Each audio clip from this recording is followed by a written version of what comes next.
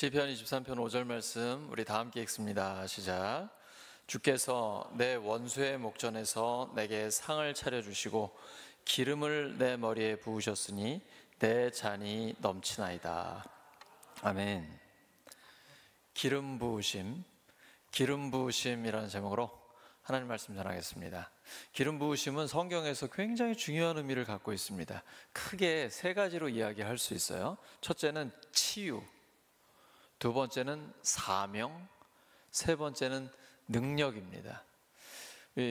야고보서에 보면 병 고침을 위해서 기도할 때 기름을 바르면서 기도하라는 말씀이 나오죠. 야고보서 5장 14절입니다. 너희 중에 병든 자가 있느냐? 그는 교회의 장로들을 청할 것이요. 이 장로들은 오늘날로 말하면 영적인 지도자들을 이야기합니다. 보통은 목회자들이라고 보셔야 되는데 영적인 지도자들이라고 보시면 돼요. 교회의 장로들을 청할 것이요 그들은 주의 이름으로 기름을 바르며 그를 위하여 기도할지니라.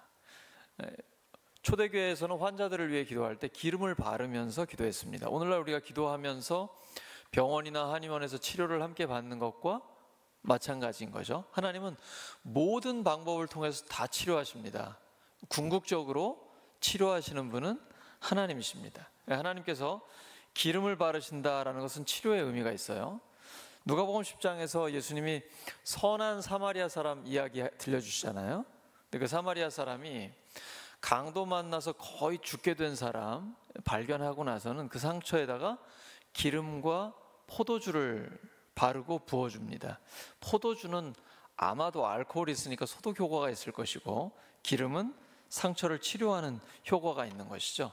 하나님께서 기름을 부으신다라는 것은 몸과 마음에 있는 상처를 치료하신다는 의미입니다. 지금 시편 23편은 다윗이 지었죠. 다윗은 마음에 상처가 많은 사람입니다. 장인한테 쫓겨다녀요. 그렇게도 사랑하는 자기 아들이 자기를 배신했습니다. 마음의 상처가 너무 큰 거죠. 그런데 이 상처가 거기에서 어떤 독이 뿜어 나오는 것이 아니고 다윗의 상처는 그 상처가 치유되면서 시가 나옵니다. 다윗은 수많은 고통 속에서 많은 시를 지었고 그 다윗의 시를 읽어보면 우리에게 큰 감동과 은혜를 줍니다.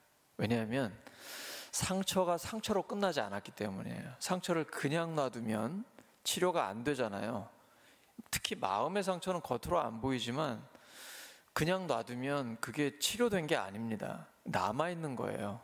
쓴 뿌리가 있고 거기에서 쓴 물이 나오는 것이죠. 상처를 그냥 두면 상처가 전달됩니다. 그러니까 상처가 치료되지 않은 사람 그냥 있으면 그 사람의 상처가 다른 사람에게 또 상처로 남게 되는 것이죠. 상처는 반드시 치료가 돼야 됩니다. 다윗은 수많은 상처를 받았지만 그 상처에 짓눌리지 않았습니다. 치료받은 복된 사람입니다. 그를 통해서 나오는 시가 시편 23편에 내가 사망의 음침한 골짜기로 다닐지라도 해를 두려워하지 않을 것은 주께서 나와 함께 하심이라. 뭐 이런 명시가 나오잖아요. 사울 자기 장인한테 쫓겨다니면서 아둘람 골짜기 그 비참하죠. 정말 언제 죽을지 모르고요. 블레셋 쪽에 피신 갔다가는 그 사람들이 자기를 알아보니까 침을 질질 흘리면서 미친 척하고요. 겨우 살아남았잖아요. 그런 고난의 시기를 지나면서도 그는 해를 두려워하지 않았어요. 주께서 나와 함께 하시기 때문에 이게 고난당하는 그 고통 속에 상처를 치유받으면서 온몸으로 체득한 언어들이거든요. 그러니까 그의 그 아름다운 시어가 우리에게는 큰 힘이 되는 것입니다.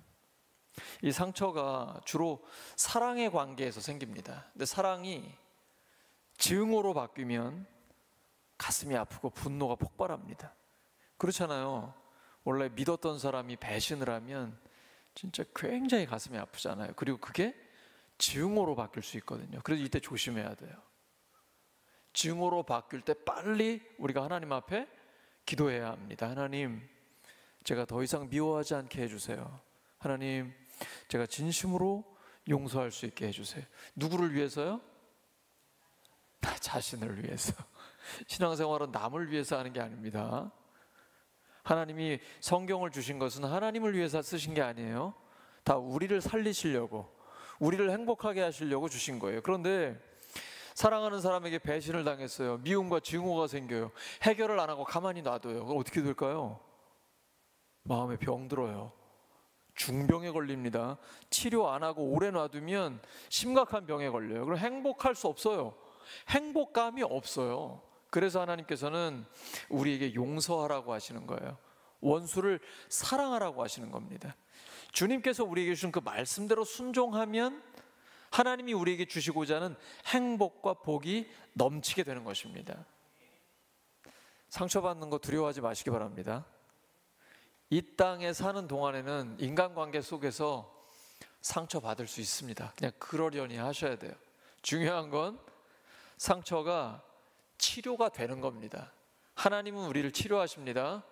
모든 상처는 십자가 앞에서 다 치료가 됩니다. 근데 상처가 치료되면 이게 복이 됩니다. 그때부터는 내가 치료받은 치료자가 됩니다. 상처를 내가 받았었는데 하나님께 치료를 받잖아요. 그러면 위로가 되면서 마음에 힘이 생깁니다.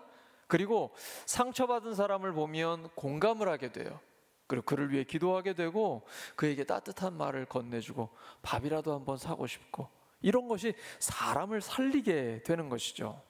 고린도후서 1장 3절과 4절입니다.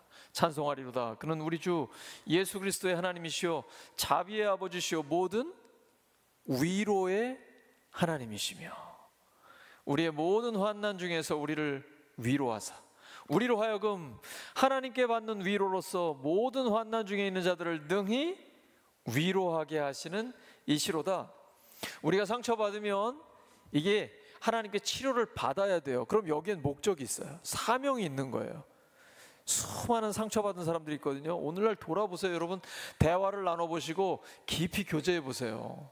상처 없는 사람 거의 없어요. 그 상처받은 사람들에게 하나님의 위로로 위로해 줄 수 있어요. 하나님이 나를 사용하시는 것입니다. 우리 하나님은 모든 위로의 하나님이십니다. 그리스도의 고난이 우리에게 넘친 것 같이 우리가 받는 위로도 그리스도로 말미암아 넘칩니다.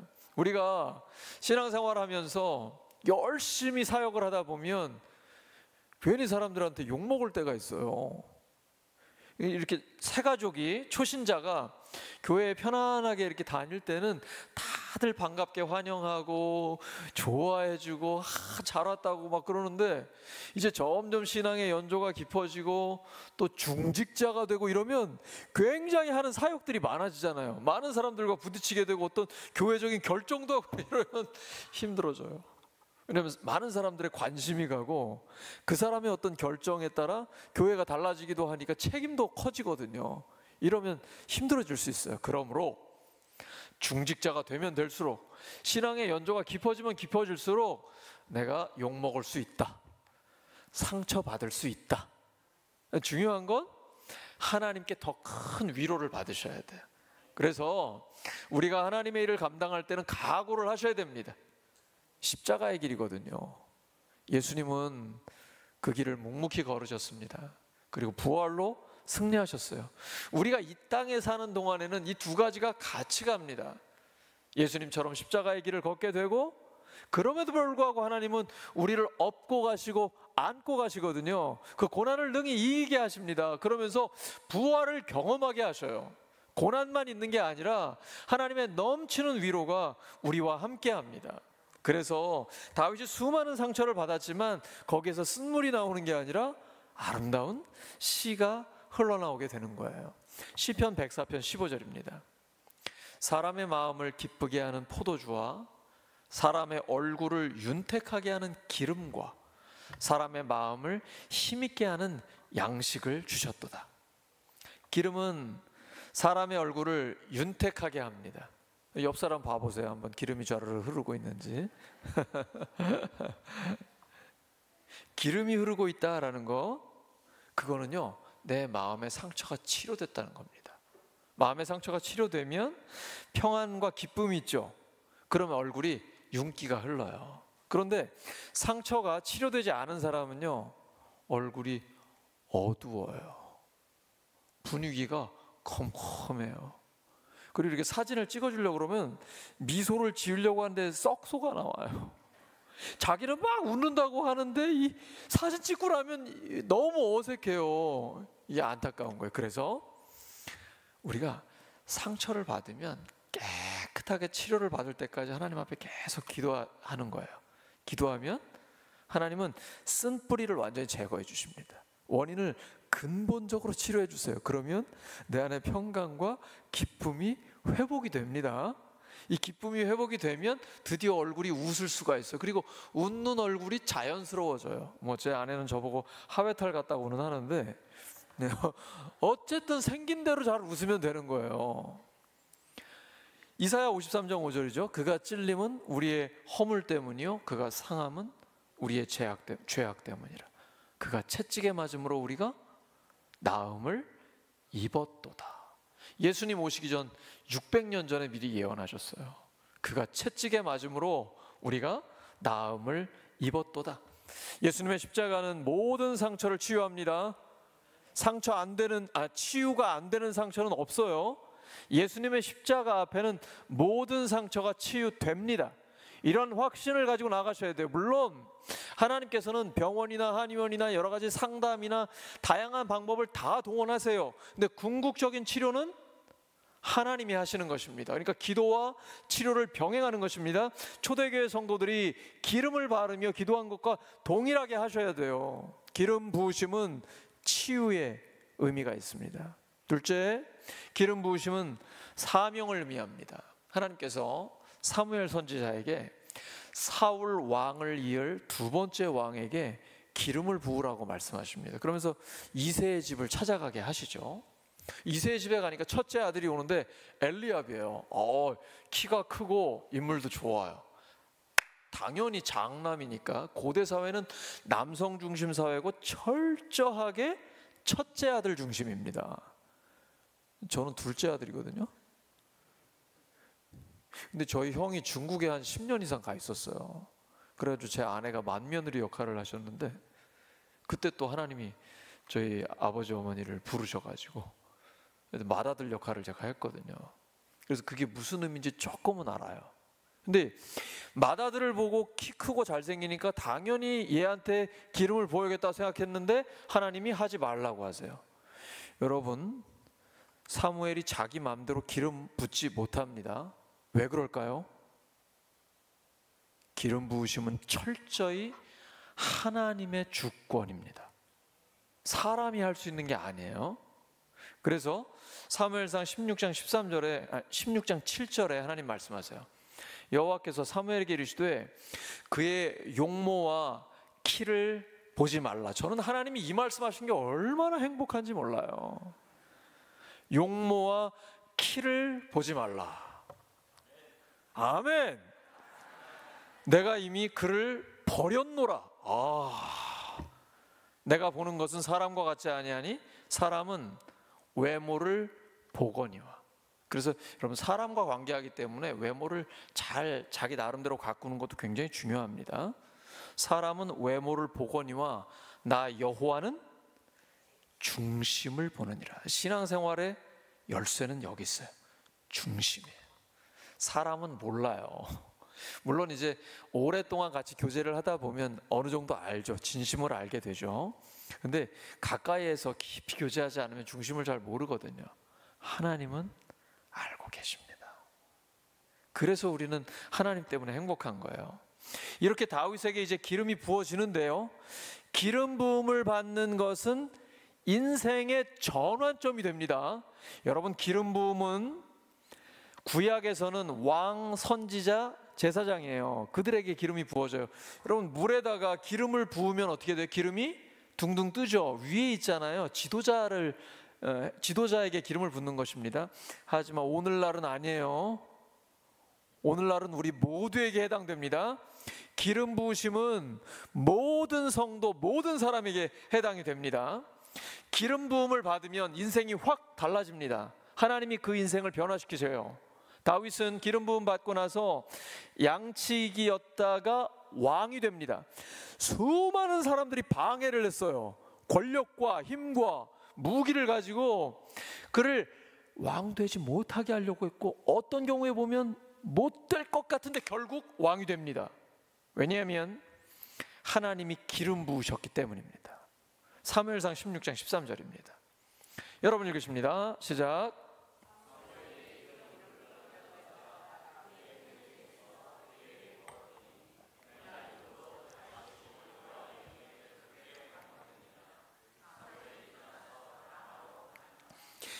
기름을 부으니까 여호와의 영, 성령이 다윗에게 크게 감동됩니다.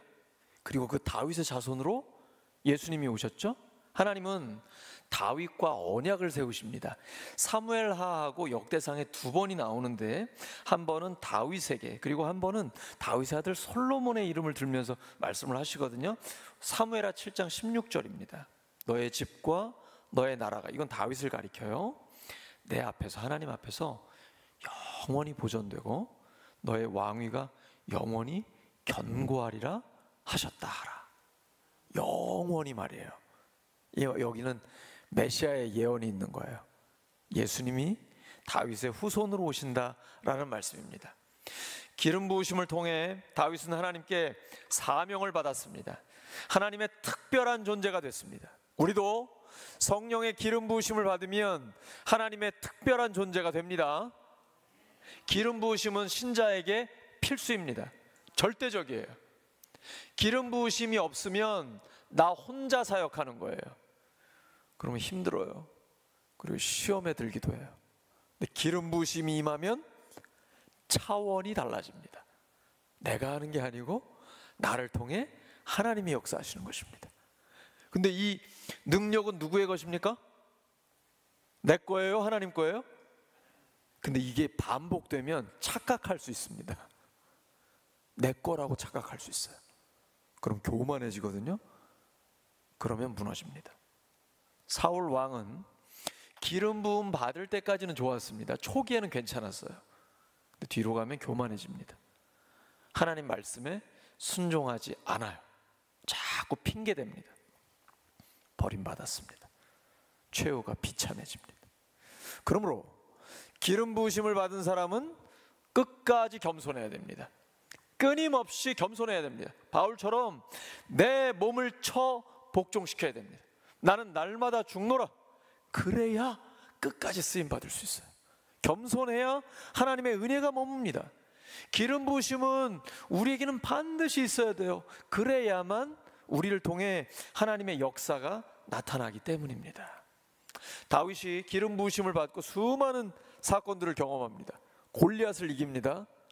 왕자인 요나단과 절친이 됩니다.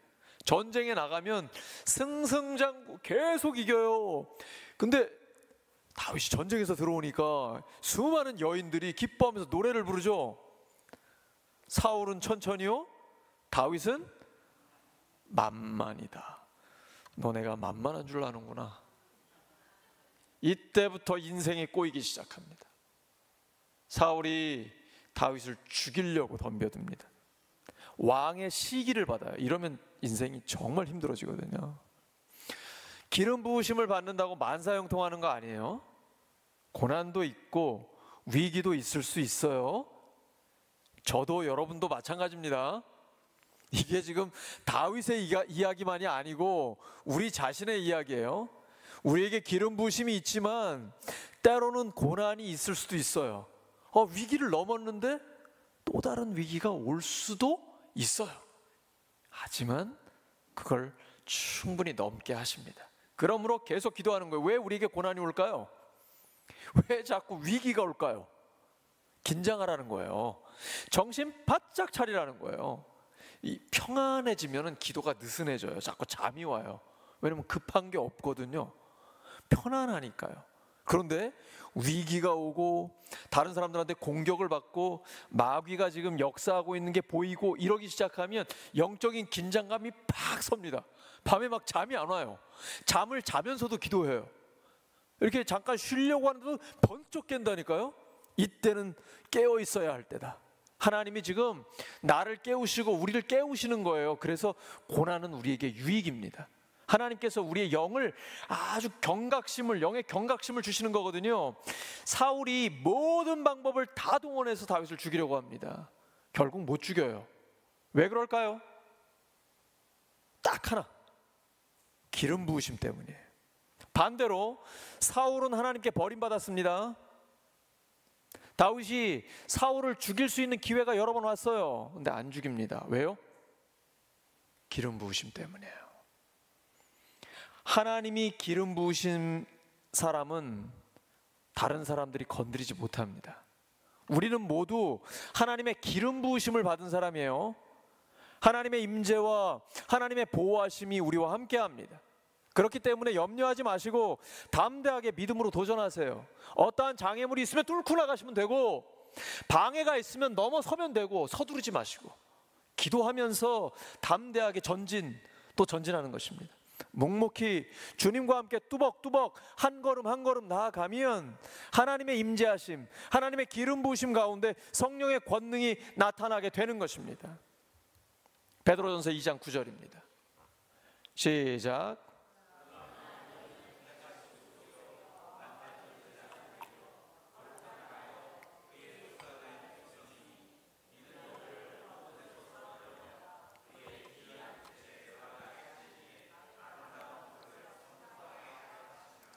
그러나 너희는, 우리를 가리킵니다. 목회자만 얘기하는 게 아니고 우리 예수님을 믿는 모든 그리스도인을 다 가리키는 거예요. 지금 직분은 중요하지 않습니다. 설령 목사라고 해도 기름 부으심이 없으면 그건 이름만 목사인 거예요. 그런데 어린아이라고 해도 기름 부으심이 있으면 놀라운 일이 일어납니다. 성령이 임하시면 어린아이들이 하나님의 말씀을 선포해요. 여러분, 손자 손녀들 중에 할아버지 할머니 전도하는 아이들 보셨죠? 기름 부으심이 있으면 나이와 관계없어요. 직분과 관계없어요. 그러니까 직분을 구하지 마시고 기름 부으심을 구하시기 바랍니다. 기름 부으심이 가장 중요해요. 우리는 왕 같은 제사장들입니다. 하나님은 우리를 사용하기를 원하세요.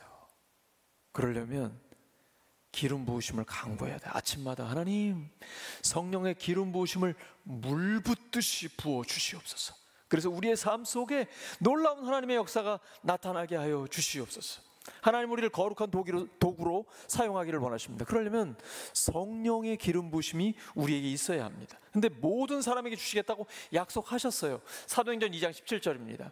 하나님이 말씀하시기를, 말세에 내가 내 영을 모든 육체에 부어주리니 너희의 자녀들은 예언할 것이요 너희의 젊은이들은 환상을 보고 너희의 늙은이들은 꿈을 꾸리라. 하나님의 기름 부으심은 전적으로 하나님이 하시는 것입니다. 사울이 다윗을 죽이려고 해도 할 수 없고 다윗도 사울을 죽이지 않은 이유가 바로 여기에 있는 것입니다. 기름 부으심이 있으면 하나님이 우리를 특별하게 보호하십니다. 성령께서 모든 것을 가르치시고 모든 진리 가운데로 인도하시며 주님 말씀을 생각나게 하십니다. 번뜩이는 지혜를 주십니다. 나도 모르게 어떤 생각이 계속 들어옵니다. 여러분, 직장에서, 학교에서, 교회와 목장에서, 가정에서 나도 모르게 어떤 생각이 계속 들어오면서 성령님이 나를 가르치세요. 근데 잠시 뒤에 위기가 옵니다. 그때 정확하게 답변할 수 있는 것을 하나님이 미리 알려주시는 거예요. 이런 일들이 성령의 역사로 나타나요. 성령의 기름 부으심은 교회에서만 있는 게 아니고 우리의 삶의 모든 현장에서 나타나는 것입니다. 내가 하고 있는 사업, 또한 직장, 공부, 사역에 기름 부으심이 있어야 합니다. 재능으로 일하는 사람과 기름 부으심이 있는 사람은 차원이 다릅니다. 머리로 일하는 사람과 기름 부으심이 있는 사람은 전혀 달라요. 나 혼자 하는가, 하나님과 동역하는가의 차이입니다. 기름 부으심은 사명이에요. 셋째, 기름 부으심은 능력을 의미합니다. 사도행전 10장 38절입니다. 하나님이 나사렛 예수에게 성령과 능력을 기름 붓듯 하셨음에 그가 두루 다니시며 선한 일을 행하시고 마귀에게 눌린 모든 사람을 고치셨으니 이는 하나님이 함께 하셨습니다. 베드로가 고넬료 가정에 가서 설교한 내용이에요. 하나님이 예수님께 성령과 능력을 기름 붓듯 하셨습니다. 기름 부으심은 능력을 의미하는 거예요. 그래서 베드로가 하나님의 말씀을 전하니까 말씀을 듣는 모든 사람에게 성령이 임했습니다. 그래서 말씀 들을 때는 철저히 집중하셔야 돼요. 말씀을 들을 때에 성령님이 임하십니다. 그 순간에 하나님이 우리에게 말씀하시고 성령의 기름 부으심이 임하면서 치유와 권능이 임하게 됩니다. 오직 성령이 너희에게 임하시면 너희가 권능을 받습니다. 내가 쥐어짜고 내 경험으로 내 지식으로 일하는 게 아니고 성령의 권능으로 사역을 하게 되는 것입니다.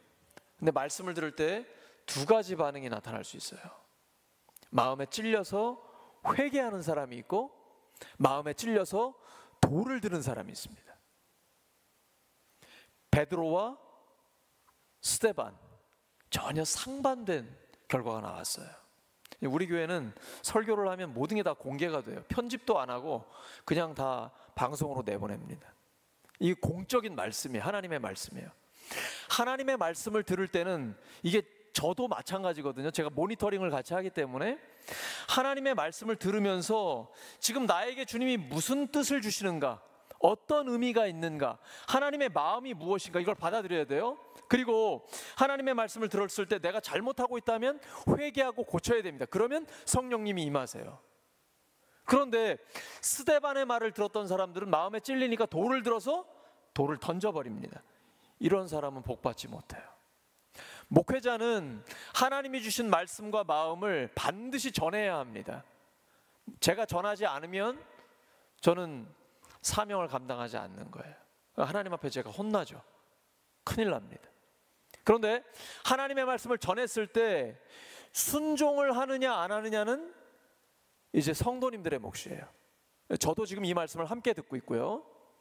하나님의 말씀을 들을 때에 그 안에서 하나님의 음성을 받아들일 수 있어야 돼요. 그 하나님의 음성을 듣고 순종을 하느냐 안 하느냐는 이제 우리의 몫이에요. 순종을 하면 복을 받습니다. 근데 하나님의 말씀에 순종하지 않으면 그 사람은 복받지 못합니다.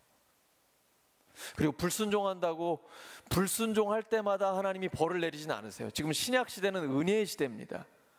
하지만 아나니아 삽비라처럼 고린도 교회처럼 하나님의 말씀에 순종하지 않으면 징계를 받을 수 있습니다. 우리는 그걸 명심해야 돼요. 그래서 신명기 28장에 기록된 것처럼 하나님의 말씀에 순종하면 들어와도 복을 받고 나가도 복을 받습니다. 우리는 말씀에 순종해서 언제 어디서나 복을 받는 하나님의 백성이 되길 바랍니다. 우리 모두가 하나님의 말씀대로 순종해서 하나님이 예비하신 그 엄청난 복을 받기를 예수 그리스도 이름으로 축원합니다. 사도행전 2장 38절입니다. 베드로가 이르되 너희가 회개하여 각각 예수 그리스도의 이름으로 세례를 받고 죄사함을 받으라. 그리하면 성령의 선물을 받으리니. 그러니까 말씀을 들을 때는 내가 고칠 것이 있는지 봐야 돼요. 그래서 회개하고 끊임없이 날마다 계속 변화되는 것입니다. 이런 아주 작은 변화가 나중에는 큰 차이를 가져오게 됩니다. 수요 기도회를 계속 나오는 사람과 안 나오는 사람은 나중에 엄청난 큰 차이가 나와요. 하나님의 말씀을 계속 듣고 회개하고 끊임없이 기도하는 사람은 하나님의 역사를 삶에서 체험하게 됩니다. 오순절 마가의 다락방에 모여있는 120명의 제자들이 모였을 때 성령의 강력한 역사를 경험하게 됩니다. 그리고 그들이 하나님의 말씀을 전하는데 외국어로 합니다. 제가 울산에 와가지고 영어 쓸 일이 거의 없어가지고 요즘 저희 아이들이 저한테 영어를 물어보면 제가 자꾸 딴짓을 해요. 딴청을 피웁니다. 단어가 생각이 안 나는 거예요. 그래서 하나님, 외국어를 쓸 수 있도록 저에게 방언을 주시옵소서. 이 사도행전 2장에는요 성령이 임하니까 각 족속의 말로 외국어를 하는 거예요. 와, 영어 공부 따로 안 해도 되는 거예요. 얼마나 좋아요? 근데 그 말씀을 들은 사람들이 굉장히 충격을 받았어요. 놀랐어요. 하나님의 말씀을 자기들이 난 곳 방언으로, 지역 언어로, 외국어로 다 하고 있는 거예요. 근데 어떤 사람들은 조롱합니다. 술 취했다고. 성령의 충만함 받은 것을 새 술에 취했다고 비웃는 거예요. 성령의 역사를 비웃는 것은 굉장히 위험한 일입니다. 예수님께서 그건 용서받지 못한다고 말씀하셨어요. 우리가 조심해야 됩니다. 지금 이 초대교회 성도들이 오순절 성령 강림을 받고 나서 하나님의 말씀을 선포할 때 두 가지 반응이 나타났던 거예요. 한 부류의 사람들은 엄청난 충격을 받았고, 그들은 이제 베드로의 설교를 들으면서 십자가와 부활의 복음을 듣고 세례받고 구원을 받게 됩니다. 이때 3,000명이 늘어나죠. 근데 다른 부류는 조롱합니다. 새 술에 취했다고요. 그 말을 듣고 베드로가 가만히 있지 않습니다. 당당하게 일어서서 옆에 11사도와 함께 지금 아침 9시인데 무슨 술에 취하느냐, 하나님이 요엘 선지자를 통해서 말씀하신 것처럼 하나님의 성령을 부어주신 것이다. 말세에 내가 내 영을 남종과 여종들에게 부어주겠다고 하신 하나님의 말씀이 지금 이루어졌다 라고 이야기하면서, 당신들이 십자가에 못 박은 예수를 하나님이 다시 살리셨다라고 십자가와 부활의 복음을 선포합니다. 그러니까 그 들은 사람들이 마음에 찔리면서 우리가 어찌할꼬 했더니, 너희가 회개하고 세례를 받으면 죄사함을 얻고 성령의 선물을 받는다라고 하는 것이죠. 그리고 3,000명이 한 번에 설교에 돌아오는 거예요. 교회가 부흥하게 됩니다. 교회의 부흥은 오직 성령의 역사에 달려 있습니다. 성령의 기름 부으심이 나타나면 영혼 구원의 역사가 일어나게 됩니다. 그리고 나서 초대교회의 모습을 보세요. 사도행전 2장 42절입니다. 시작.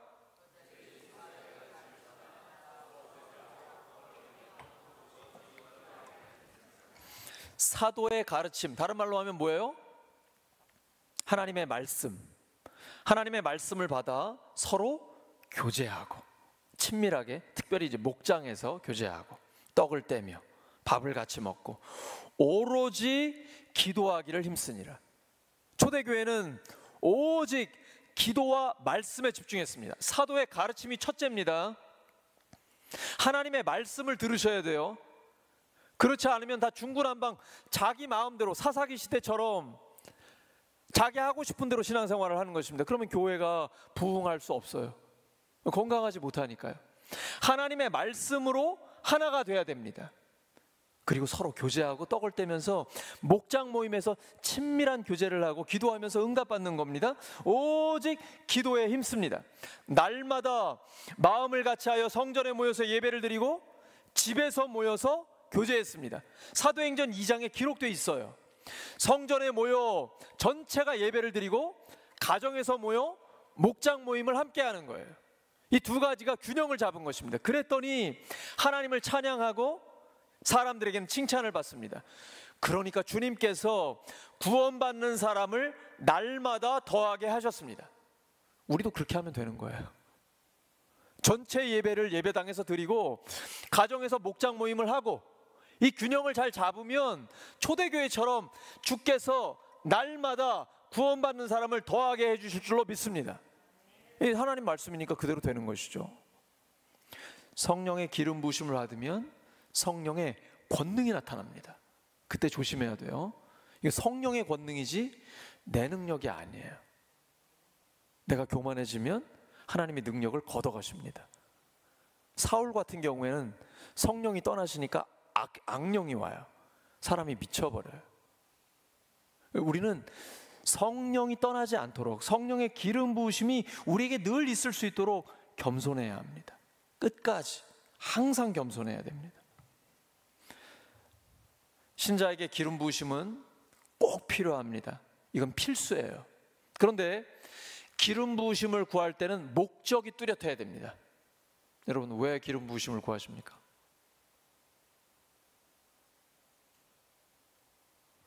왜 성령의 기름 부으심을 그렇게 간절히 원하세요? 개인적인 목적으로 구하시면 안 됩니다. 응답 못 받습니다. 오직 하나님의 영광을 위하여. 오늘 우리가 찬양한 것처럼 성령의 기름 부으심을 받으면 성령의 권능으로 하나님의 영광을 위해 쓰임 받아야 돼요. 그리고 내가 높아지면 안 됩니다. 나는 조용히 사라져야 돼요. 세례 요한처럼. 주님은 흥하여야 하고 나는 쇠하여야 합니다. 나는 자꾸 감춰져야 돼. 오직 주님만 드러나야 돼. 근데 주님께서 주님의 사람들을 드러나게 하실 때가 있어요. 그때는 어쩔 수가 없는 거예요. 하지만 그렇지 않을 때는 늘 숨어 있어야 돼. 내가 드러나면 안 됩니다. 하나님만 영광을 받으셔야 돼요. 아침마다 새벽마다 하나님 앞에 간구하시기 바랍니다. 하나님이 우리 기도에 응답하셔서 기름 부으심을 주시면 성령의 권능으로 놀랍게 하나님의 일들을 감당합니다. 직장에서, 사업장에서, 학교에서, 교회와 목장에서 모든 삶의 자리에 하나님의 능력이 나타나게 됩니다.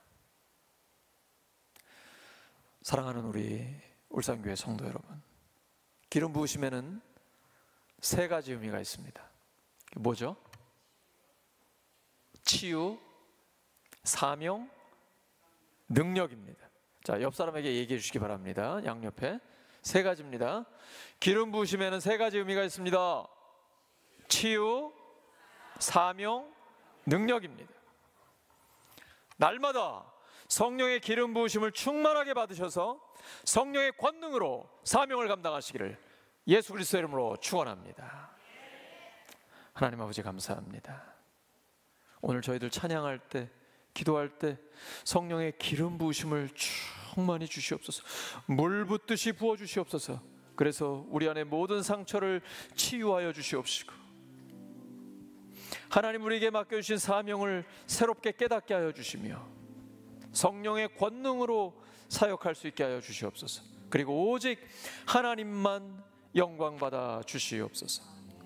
예수님의 이름으로 기도드립니다.